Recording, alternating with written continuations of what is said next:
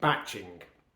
A second way in which we can essentially eliminate or reduce the amount of time that we assign to certain activities is to batch them. Again, when you've looked at your diary, how you've assigned and used the last 3 to 5 days every 15 minutes, you'll probably been surprised again just how often, how frequently, how much time you spend on some things. And there will be some things in amongst them that you can do in batches to reduce the overall amount of time assigned to them. So it might be the one people most commonly think of in relation to the fitness industry, which is cooking. You might have been surprised how much time you spend sourcing, preparing, cooking and eating food. And you might have realised that you could prepare 2-3 meals at a time on occasion to reduce that. It might be some other activity. One that Tim Ferriss talks about regularly in his books is checking emails. He realised when he did this diary for the first time that he was checking his emails 20 or 30 times a day.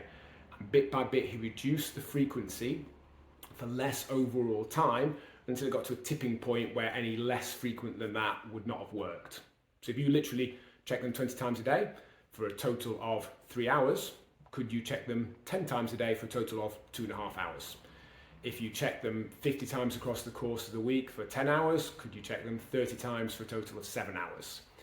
Is there anything else that you are currently assigning your time to that is spread out throughout the week, but by doing them in batches will mean less time needs to be assigned? Are there similar tasks that can be put together?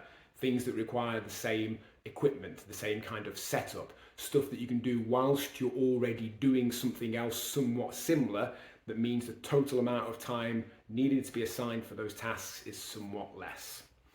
If you look to reduce how frequently or even stop some things, if you look to batch some other things, I can pretty much guarantee that you will find enough time in your 168 hours in the week that you can reassign to something that you've perhaps struggled to assign it to before.